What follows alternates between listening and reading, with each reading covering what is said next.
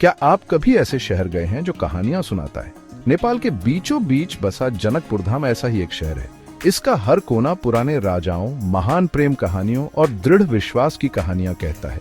यह सीता का शहर है जो राजा जनक की बेटी थी। वे अपनी अच्छाई और भक्ति के लिए जानी जाती हैं। जनकपुर धाम की कहानी रामायण से शुरू होती है।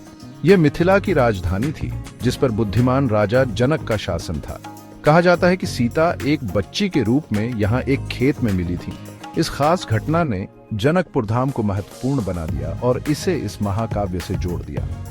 मध्यकाल में यह शहर विकसित हुआ।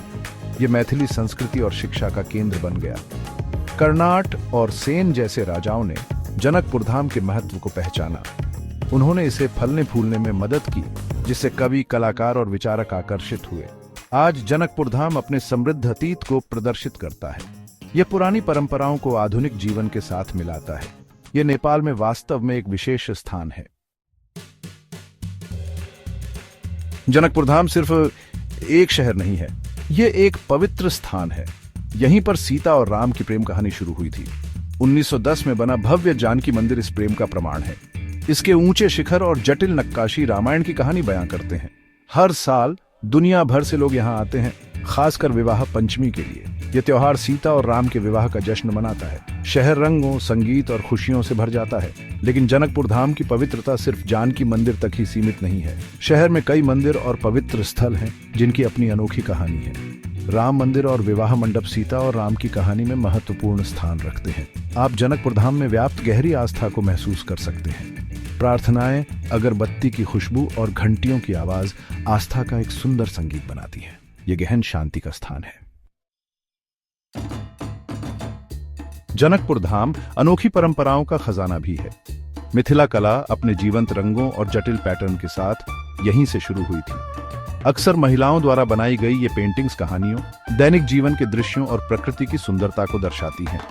मिथिला कला केवल चित्रों तक ही सीमित नहीं है। यह क्षेत्र के संगीत, नृत्य और लोक कथाओं में बुनी गई है। मैथिली भाषा, कहानियों और परंपराओं से भरपूर जनकपुर धाम में फलती फूलती है।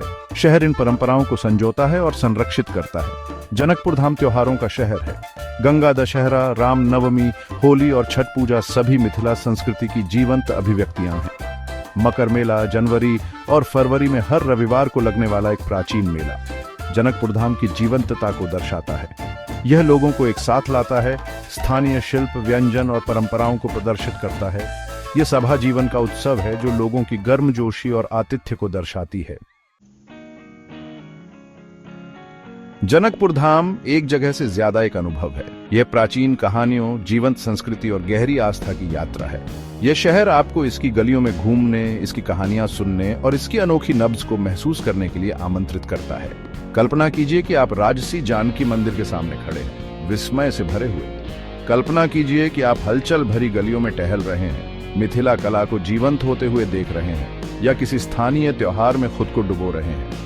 जनकपुर धाम अपना जादू बांटने को बेताब है। आप इतिहास से जुड़ सकते हैं, आध्यात्मिकता का अनुभव कर सकते हैं और एक समृद्ध संस्कृति की सुंदरता देख सकते हैं। आइए घूमिए और जनकपुर धाम के जादू का अनुभव कीजिए।